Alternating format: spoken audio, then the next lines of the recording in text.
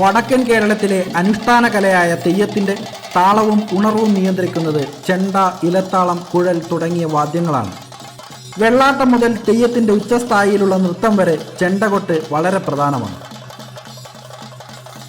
തെയ്യത്തിന് പ്രധാനമായും ഉപയോഗിക്കുന്നത് ഉരുട്ടുചെണ്ട, വീക്കുചെണ്ട, ഇലത്താളം തുടങ്ങിയവയാണ്.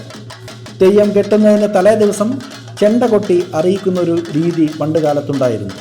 കൂടാതെ കേരളത്തിൻ്റെ തനതായ തുകൽ വാദ്യോപകരണം കൂടിയാണ് ചെണ്ട. ശബ്ദത്തിൻ്റെ പ്രത്യേകത മൂലം അസുരവാദ്യം എന്നൊരു അപരനാമം കൂടി ഈ ചെണ്ടയ്ക്കുണ്ട്.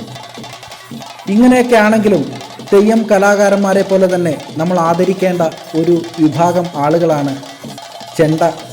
പക്ഷേ ഇങ്ങനെയൊക്കെ ആണെങ്കിലും തെയ്യത്തിൻ്റെ താളവും ഉണർവും നിയന്ത്രിക്കുന്ന ഇത്തരം ചെണ്ടക്കാരെ ആരും തന്നെ തിരിച്ചറിയാറില്ല. ഈ കാണുന്നത് കണ്ണൂർ കൂടാളി താറ്റിയോട് കേളമ്പെത്ത് മുണ്ടോൻ ശ്രീ മന്നപ്പൻ ക്ഷേത്രത്തിൽ നടന്ന കളിയാട്ട മഹോത്സവത്തിലെ പങ്കാളികളായിട്ടുള്ള അതിൻ്റെ അവിഭാജ്യ ഘടകമായിട്ടുള്ള വാദ്യ കലാകാരന്മാരാണ് ഇവർ. കണ്ണൂർ കൂടാളി താറ്റിയോട് ഉള്ള തെയ്യം കലാകാരനായിട്ടുള്ള ശ്രീ മുരളിപ്പണിക്കരുടെ ശിഷ്യന്മാരാണ് ഇവർ. അനുഷ്ഠാന കലയായ തെയ്യവും വാദ്യവും ഒരുപോലെ കൈകാര്യം ചെയ്യാൻ കഴിവുള്ള ആളുകളാണ്. ഇവരുടെ കൂടെയുള്ള ചെറിയ സ്കൂളിൽ പഠിക്കുന്ന കുട്ടികളും അതുപോലെ 10 വയസ്സിന് താഴെയുള്ള കുട്ടികൾ വരെ ഇവരുടെ സംഘത്തിലുണ്ട്.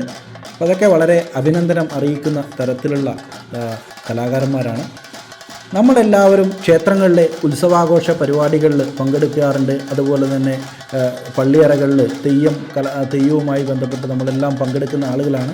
അപ്പോൾ അതിൽ തെയ്യത്തിൻ്റെ ചുവടുവെപ്പിനോടൊപ്പം തന്നെ നമ്മളൊക്കെ ആസ്വദിക്കുന്നതാണ് ചെണ്ട കൊട്ടും അതുപോലെ വാദ്യ കലാകാരന്മാരുടെ അവരുടെ കരവിരുതൊക്കെ നമ്മൾ ആസ്വദിക്കാറുണ്ടെങ്കിൽ പോലും അവരെ ആരും നമ്മൾ ഓർക്കാറില്ല. അപ്പോൾ അതുകൊണ്ടാണ് ഞാൻ ഇന്ന് ഈ ഒരു കണ്ട സമയത്ത് ഇവരുടെ എനിക്കൊരുപാട് ഇഷ്ടപ്പെട്ടു. അതുകൊണ്ടാണ് ചെറുതായിട്ട് അവരുടെ ഒരു ചെറിയ കുറച്ച് ബൈറ്റ്സ് മാത്രം 2 ദിവസം ഏതാണ്ട് മുഴുവൻ സമയവും ഇവർ ഇത്തരത്തിലുള്ള വളരെ എനർജറ്റിക് ആയിട്ടുള്ള വാദ്യം മുഴക്കിക്കൊണ്ട് ഉടനീളം ആ തെയ്യത്തിൻ്റെ പരിപാടിയുമായിട്ട് ബന്ധപ്പെട്ടിട്ടുണ്ടായിരുന്നു. അപ്പോൾ അതുകൊണ്ടാണ് ഇവരുടെ കുറച്ച് ഭാഗങ്ങൾ നിങ്ങളിലേക്കൊന്ന് എത്തിക്കാൻ വേണ്ടി ശ്രമിക്കുന്നത്.